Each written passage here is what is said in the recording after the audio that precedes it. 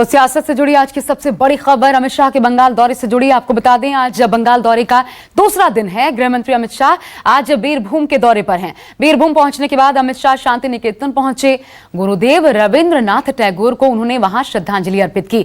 इस मौके पर छात्रों ने उनका स्वागत भी किया। शांति निकेतन स्थित रविंद्र भवन में कलाकारों ने रंगारंग सांस्कृतिक कार्यक्रम पेश किया। इस दौरान गृह मंत्री अमित शाह इस कार्यक्रम में डूबे नजर आए।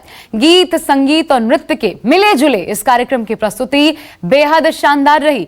यहां के बाद शाह अब बोलपुर जाएंगे। बता दें आपको, यहां पर बाउल लोक गायक के घर पर खाना खाने का कार्यक्रम है। लंच यहीं पर करेंगे। इसके बाद हनुमान मंदिर स्टेडियम रोड से बोलपुर चौरास्ता तक रोड शो करेंगे। रोड शो के बाद बोलपुर के मोहर कुटीर रिजॉर्ट में प्रेस कॉन्फ्रेंस भी करने वाले हैं आज अमित शाह। और देखिए उनके भव्य स्वागत में बीरभूम में किस तरीके से ये रंगारंग कार्यक्रम रखा गया है, जिसका आनंद उठाते अमित शाह नजर आए। विश्व भारती विश्वविद्यालय के कार्यक्रम में शरीक हुए। और आपको बता दें कि यहां से करीब 1 घंटे बाद बोलपुर के लिए रवाना होंगे। बोलपुर में पहले एक लोक गायक के घर पर खाना खाएंगे, फिर रोड शो करेंगे। बोलपुर में अमित शाह जहां खाना खाएंगे वहां की तैयारी कैसी है? कल किसान के यहां खाना खाया था, आज लोक गायक के घर पहुंचेंगे। हमारे संवाददाता मनोज पांडे की रिपोर्ट देखिए।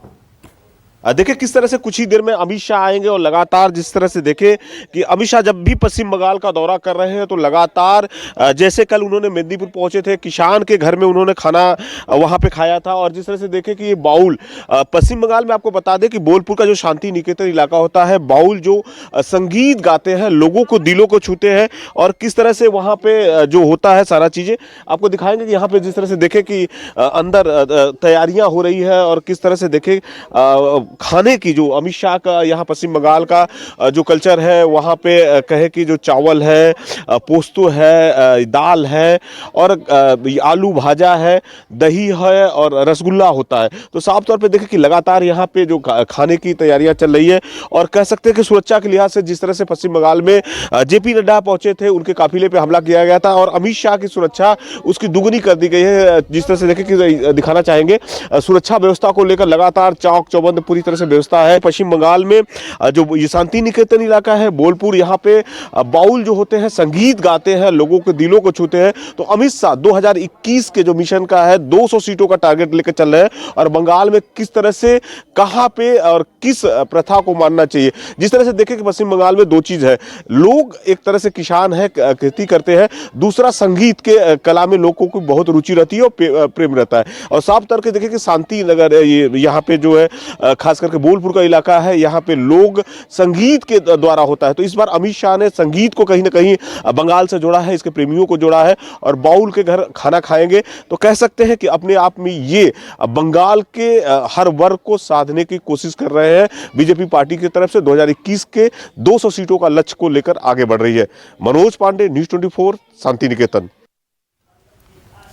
तो 294 में से 200 प्लस सीटें, ये बहुत बड़ा लक्ष्य है और उतनी ही बड़ी तैयारी भी देखने को मिल रही है। ये सिर्फ लक्ष्य की बात नहीं हो रही बल्कि उतनी ही बड़ी तैयारी है। और इसलिए अमित शाह का दौरा बहुत ज्यादा मायने रखता है। और तैयारी ये भी है कि अब जिस प्रकार का उत्साह लोगों में देखने को मिला है अमित शाह के इस दौरे को लेकर, या कार्यकर्ता जितने उत्साहित हैं, इसको आगे बढ़ाया जाए, गति दी जाए। यही कारण है कि जनवरी महीने से अमित शाह 2 से लेकर के 7 दिनों का दौरा और हर महीने लगातार दौरे पर रहेंगे बंगाल चुनाव से पहले तक। मेरे साथ मेरे 4 सहयोगी इस वक्त जुड़ गए हैं, सीधा उनका रुख करते हैं। अमित कुमार शांति निकेतन से, मनोज पांडे इस वक्त जुड़े हुए हैं बोलपुर से, मनाली दत्ता मुर्शिदाबाद, किंग शुक मेरे साथ कूच बिहार से इस वक्त मौजूद हैं। और सबसे पहले अमित, मैं आपके पास आना चाहती हूं, आपके पीछे क्या चल रहा है जरा दिखाइए। शांति निकेतन से होकर के तो वहां निकल चुके हैं, फिर कार्यक्रम में पहुंचे थे अमित शाह, वहां पर क्या देखने को मिल रहा है इस वक्त? देखिए, मैं अभी शांति निकेतन में नहीं, शांति निकेतन के बगल में ही जो हनुमान मंदिर है जहां से अमित शाह का रोड शो शुरू होगा, मैं इस वक्त वहां पर हूं। और देखिए यहाँ पर रोड शो की पूरी तैयारी है।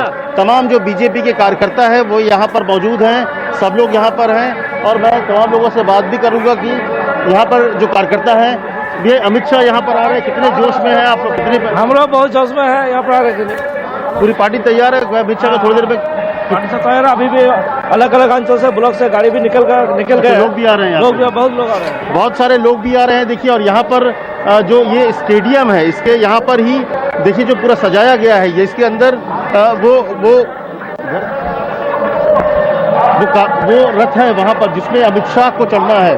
अमित शाह के लिए जो रथ बनाया गया है वहाँ पर अंदर है, वहीं से अमित शाह करेंगे। तो यहाँ से शुरुआत होगी जो अमित शाह का जो रोड शो शुरू होने वाला है। करीब 3 किलोमीटर का रोड शो है। तमाम जो समर्थक यहाँ पर मौजूद हैं, सब लोग इंतजार कर रहे हैं अमित शाह का। इंतजार कर रहे हैं। तो अमित शाह के यहाँ पे आने से क्या बदलता है बंगाल में? सब बोलते अमित शाह संतरास चल रहे हैं, ममता दीदी का जो संतरास चल रहे हैं पश्चिम बंगाल में, ममता ये बीजेपी का आना है, नहीं तो यहाँ का मनुष्य सबका शेष हो जाएगा। अमित शाह के आने से पूरा क्या माहौल बदल रहा है क्या? हाँ, एकदम पूरा सोनार बांग्ला गढ़ते अमित शाह जी आसছে। आप देखिए ना आज के बोलपुर का क्या पिक्चर है, यही से पता चलता है तो बंगाल में क्या होने वाला है अगले दिन। एकदम बंगाल में क्या होने वाला है?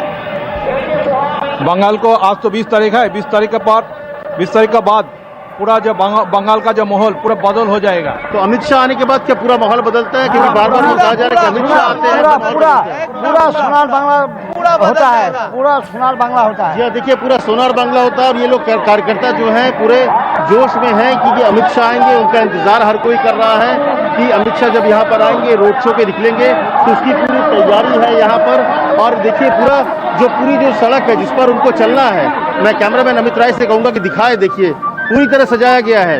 लोग बता रहे हैं इस तरह से बीजेपी का झंडा यहाँ पर कभी लगता नहीं था। एक समय यहाँ पर सिर्फ तृणमूल था, इससे पहले लेफ्ट का हुआ करता था, लेकिन अब समय बदला है कि यहाँ पर बीजेपी के भी झंडे हैं यहाँ पर। और तमाम जो समर्थक हैं, महिलाएं हैं। देखिए, मैं महिलाओं से भी बात करूंगा जो लोग इंतजार कर रहे हैं अमित शाह का, क्योंकि वहाँ पर अभी शांति निकेतन से वो जाएंगे। बाउल जो कलाकार उसके यहाँ खाना खाने के बाद यहाँ पर आएंगे। तो महिला लोग यहाँ पर हैं। आप लोग इंतजार, अमित शाह के आने का इंतजार हो रहा है? हाँ, अमित शाह जी का आने का इंतजार हो रहा है। हम लोग वेलकम करेंगे उससे। क्या तैयारी है वेलकम के लिए? बहुत कुछ तैयारी है, जैसे शंख बजाएंगे, उल्लू ध्वनि देंगे, उससे फूल बरसाएंगे, ऐसे बहुत सारे छोटे टोली में भाग हो गए हैं हम। देखिए ये जी अमित,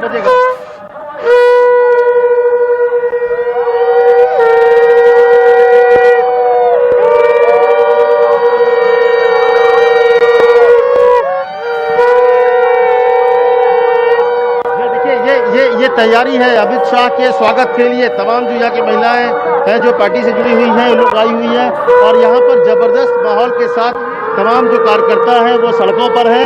सबको इंतजार है कि कब अमित शाह यहाँ पे आए, क्योंकि पार्टी के भी नेता कि पिछले कुछ सालों से अमित शाह ने जो एक तरह से जो माहौल बनाया है, उसकी वजह से आज बीजेपी 18 सीट लोकसभा में जीती है। और पार्टी के तमाम नेताओं को लगता है कि अमित शाह जब भी आते हैं, बंगाल का दौरा करते हैं, तो बंगाल में भारतीय जनता पार्टी के पक्ष में एक माहौल बनता है। और इसीलिए तमाम पार्टी के जो कार्यकर्ता हैं उत्साहित है, महिलाएं जो है उत्साहित है, इंतजार कर रहे हैं कब अमित शाह यहाँ पर आएंगे और उनका रोड शो शुरू होगा। नारा माँ माटी मानुष का, ममता बनर्जी का, लेकिन वो माटी और वो मानुष दोनों को छूने की कोशिश। और ये जो तैयारियां ये दिखाती हैं कि वो जो संस्कृति है बंगाल की, उस संस्कृति को पकड़ते हुए बीजेपी खुद को मजबूत बनाना चाहती है, खुद को उस संस्कृति में ढालते हुए। मैं सीधा चंद्रशेखर तिवारी का रुख कर लेती हूं जो हमारे साथ नॉर्थ 24 परगना से इस वक्त मौजूद हैं। चंद्रशेखर, जरा आपके पीछे जो कार्यकर्ता बने हुए हैं, ये जो आरोप लगाया जाता है बाहरी, कल शुभेंदु अधिकारी ने कहा कि हम पहले भारतीय हैं और तब बंगाली, और अमित शाह जब पहुंच रहे हैं और ये संस्कृति को पकड़कर आगे चलने की जो कोशिश होती है, ये मजबूती देती है क्या बाहरी वर्सेस अंदरूनी लड़ाई को? जी बिल्कुल, यहाँ पर मेरे साथ जो कार्यकर्ता हैं भाजपा के, मैं उनसे ये पूछने की कोशिश करूंगा। एक बात मुझे बताइए कि जो ममता बनर्जी हमेशा बाहरी शब्द इस्तेमाल करती है, उसे आप लोग कैसे देखते हैं? ये क्या आहत करती है बाहरी और भीतरी? ये कोई मायने रखता है राजनीति में आज के दिन? ममता बनर्जी का दीदी का माथा खराब हो चुकी है, इसलिए बाहरी भीतरी का बात करते हुए, बाहरी भीतरी का बात नहीं है। हम लोग सब भारतीय आदमी है, बांग्ला आदमी है। हम लोग सब में शाह जी को आने से दीदी का माथा नहीं डूबता है कि वो बाहरी है भीतरी है। अरे अमित शाह जी तो मैं वही पूछना चाह रहा हूँ कि कैसे बाहरी शब्द जो है वो क्या राजनीति में कोई भी, यहाँ पे बंगाल की राजनीति में कोई मायने रखती है? नहीं, कोई मायने नहीं रखती। देखिए, कोई मायने नहीं रखता, कोई मायने नहीं रखता। यहाँ पर कार्यकर्ता ये कह रहे हैं और यही संदेश कार्यकर्ता जन जन तक पहुंचाने की कोशिश करते हैं। और यही कार्यकर्ताओं में ऊर्जा जोश डालने के लिए अमित शाह का दौरा महत्वपूर्ण हो जाता है। मनाली दत्ता मुर्शिदाबाद से मेरे साथ हैं, सीधा मनाली का रुख कर लेते हैं और ये तब की तस्वीरें जब शांति निकेतन पहुंचे थे वो भी हम लगातार दिखा रहे हैं। मनाली मुर्शिदाबाद में हवा का रुख क्या है अमित शाह के इस दौरे के बाद? चलिए, मनाली से हमारा संपर्क टूट गया है, लेकिन मनोज पांडे बोलपुर से हमारे साथ जुड़े हुए हैं और आपको बता दें 2 बजे का वक्त है, अभी लगभग 35 मिनट का वक्त बाकी है, क्योंकि 2 बजे हनुमान मंदिर स्टेडियम रोड, जहां पर मेरे सहयोगी अमित जहां की रिपोर्ट दिखा रहे थे, तैयारियां दिखा रहे थे, वहां से लेकर के बोलपुर चौरस्ता तक ये रोड शो का कार्यक्रम होगा। और बोलपुर चौरस्ता, वहां से मेरे साथ मनोज पांडे इस वक्त जुड़ गए हैं। मनोज, सबसे पहले तो ये समझाइए, ये बोलपुर इतना महत्वपूर्ण क्यों है, इसका चुनाव किस आधार पर किया गया है? जी देखिए कि बोलपुर का जो महत्व है, चूंकि यहाँ पे शांति निकेतन जो रविन्द्रनाथ टैगोर थे, सबसे बड़ी खासियत है बोलपुर एक अपने आप में शांति निकेतन का पूरे विश्व में कहे कि यहाँ की जो ख्याति है। और ये जो शांति निकेतन है, यहाँ पे बता दें आपको कि न ही पूरे भारत से बल्कि देश विदेश से जो भी पढ़ने के विद्यार्थी है सारे आते हैं। और रविन्द्रनाथ टैगोर की जितनी भी सारी जो यहाँ पे रचनाएं हैं उन्होंने बाकायदा यही से किया था। तो साहित्य के लिहाज से देखा कि कहीं ना कहीं रविन्द्रनाथ टैगोर को यहाँ पे इसलिए को जगह को चुना गया है साफ तौर पे बीजेपी पार्टी की तरफ से कि एक अच्छा मैसेज पूरे देश में, पूरे वर्ल्ड में जाएगा। तो जाहिर से है ये आस्था से जुड़ा हुआ चीज है और एक साहित्य से भी जुड़ा हुआ चीज है। तो यहाँ पे इसलिए रविन्द्रनाथ टैगोर का जो यहाँ पे पारंपरिक चीजें है, लगातार एक ऐतिहासिक चीजें है। और सबसे बता दें आपको कि पश्चिम बंगाल में ये रविन्द्रनाथ टैगोर शांति का प्रतीक, यहाँ पे जो शांति निकेतन है एक पीसफुल है, यहाँ पे कहें कि आप ऐतिहासिक है, कला के लिए फेमस है, साहित्य के लिए फेमस है। तो हर तरह से ये यहाँ पे अपने आप को सभी चीजों को पिरोता है। और इसके बाद देखिए जिस तरह से हम यहाँ पे मौजूद है, वासुदेव जो यहाँ पे बाउल है, और काफी परिवार यहाँ पे बाउल के जो लोग हैं, यहाँ पे घराने के लोग रहते हैं और संगीत को बजाते हैं, 1 तारा हो या 2 तारा हो, इसके माध्यम से लोगों के मनों को जो दुख होता है उस पर कहीं ना कहीं साधते हैं। इस चीज को अमित शाह भली भांति जानते हैं कि पश्चिम बंगाल के जो लोग हैं, एक तो सबसे बड़ा चीज किसान है, कृषि करते हैं जैसे हमने बताया, और दूसरा संगीत से लोगों की बहुत बड़ी लगाव होती है। आप देखें कि यहाँ का जो संगीत है पूरे देश और दुनिया में फेमस होता है और जितने भी कलाकार हैं पश्चिम बंगाल से अच्छी कलाओं को लोगों के सामने लेके जाते हैं। तो एक बहुत बड़ा संदेश देने की कोशिश कर रहे हैं। और जिस तरह से क्या इसलिए भी मनोज, क्योंकि रविन्द्रनाथ टैगोर पूरी दुनिया को अपना घर माना करते थे, और ये जो बाहरी का तमगा बार बार बीजेपी के कद्दावर नेताओं पर लगाया जाता है, खुद ममता दीदी की तरफ से, उसका भी जवाब होगा। क्योंकि रविन्द्रनाथ टैगोर सिर्फ वहां पर एक व्यक्तित्व नहीं है, वो पूजे जाते हैं बंगाली भाषियों में।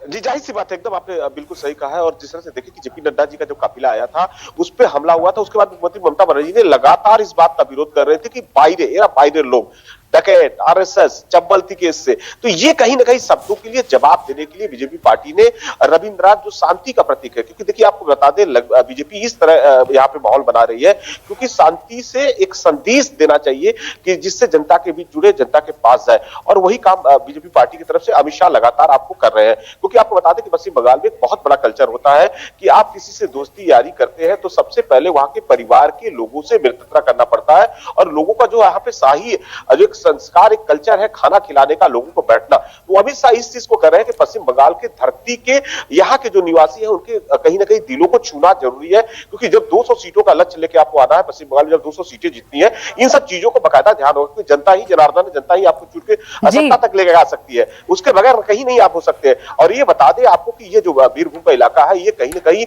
पहले सीपीएम का गढ़ हुआ करता था, उसके बाद मुख्यमंत्री ममता बनर्जी टीएमसी पार्टी का यहाँ पे दबदबा हुआ और उसके बाद धीरे धीरे जिस तरह से माहौल बन रहा है। और रविन्द्रनाथ टैगोर का कहे कि पूरे बंगाल में, पूरे विश्व में एक शांति का प्रतीक है और उन्हें उनका कहना है कि ये शांति का यही चीज एक तरह से बीजेपी पार्टी इस मुद्दे को उठाना चाहती है। और आप लगातार देखें कि जब भी यहाँ पे नारे लगते हैं, बिल्कुल मनोज, जो शांति भंग, एक दूसरे पर शांति भंग किए जाने के आरोप लगाए जाते हैं, जब शांति निकेतन पहुंचे हैं वहां से उसी पीस, उसी शांति का संदेश और बाहरी का जवाब अमित शाह ने देने की कोशिश की है। बीजेपी प्रवक्ता सुदेश वर्मा जी इस वक्त मेरे साथ जुड़ चुके हैं, विवेक श्रीवास्तव जी भी जुड़ेंगे, लेकिन पहले सुदेश जी बहुत स्वागत है आपका न्यूज़ 24 पर। विवेक जी भी जुड़ चुके हैं, इस वक्त दिखाई दे रहे हैं। सर, ये अमित शाह के बंगाल प्रवेश से क्या रीड कर पाए हैं आप? कल से लेकर के अब तक क्या बदलाव होने वाला है बंगाल में? देखिए, बंगाल की जनता जो है बदलाव चाहती है, क्योंकि उसने कम्युनिस्ट के शासन देखे जो बिल्कुल पश्चिम बंगाल को बर्बाद कर चुकी थी। ममता दीदी आई एक उम्मीद की किरण लेके, लेकिन वो भी उसी कल्चर में ढह गई जो वायलेंस का कल्चर है।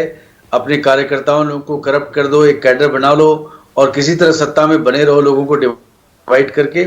और ये समझना चाहिए कि बंगाल की जनता बहुत कॉन्शियस है, पॉलिटिकली बहुत कॉन्शियस है। और इसी कारण से देखिए भारत का जो इंडिपेंडेंट मूवमेंट था उसमें सबसे अग्रणी रहे सुभाष चंद्र बोस ने। पहली बार इंडियन नेशनल आर्मी जो बनाई, ये बहुत बड़ा कंट्रीब्यूशन है भारत के स्वतंत्रता संग्राम को। तो बंगाल तो अग्रणी रहा ही है। Rabindranath Tagore Nobel prize winner वहां से, एक कल्चरल सेंटर रहा है पूरे भारतवर्ष का। तो निश्चित ही वो लोग चाहते हैं, एस्पिरेशंस है कि पश्चिम बंगाल का विकास हो। और जिस जर्रे में मोदी जी ने प्रॉमिस किया है, जिस जर्रे में एनडीए ने प्रॉमिस किया है, तो निश्चित ही उसका विकास होना चाहिए। सब लोग चाहते हैं कि एक कल्चरल सिटी जो है, कल्चरल कैरेक्टर बना रहे, वायलेंस ना हो कल्चर में। पर सबको एक आज़ादी है कि राजनीति में आप कैंपेन करिए, अपनी एजेंडा को लोगों तक पहुंचाइए और लोगों को एक डेमोक्रेटिक तरीके से मौका दीजिए कि वो अपने सरकार को चुन सकें। ये वायलेंस का कल्चर, ये गुंडागर्दी जो ममता बनर्जी के तृणमूल कांग्रेस के कैडर ने पूरा अनलीश किया है, इसके खिलाफ पूरी जनता खड़ी है। और भारतीय जनता पार्टी एक बहुत मजबूत विकल्प के रूप में सामने आई है। न लेफ्ट फ्रंट वहां पर है और न कांग्रेस वहां पर है। सीधा टक्कर तृणमूल कांग्रेस और बीजेपी के बीच में है। और निश्चित ही हमारी सरकार बनेगी जब चुनाव होंगे विधानसभा। विवेक जी हमारे साथ इस वक्त मौजूद हैं, जिनकी जमीन, मैं ये कहूं कि ममता दीदी की जमीन, पूरी सियासी जमीन खिसकाने की आप कोशिश कर रहे हैं, लेकिन सीपीआई की कहना होगा कि शायद पूरी की पूरी जमीन खिसका चुके हैं, अपने पाले में कर चुके हैं। ये क्या वो भी मानते हैं? नमस्कार, मैं हूं मानक गुप्ता। अगर आपको हमारा ये वीडियो पसंद आया हो तो इसे लाइक और शेयर जरूर करें। और हाँ, हमें सब्सक्राइब और फॉलो करना ना भूलें ताकि आप देश और दुनिया की कोई खबर मिस ना करें। तो जुड़े रहिए हमारे साथ और देखते रहिए न्यूज़ 24।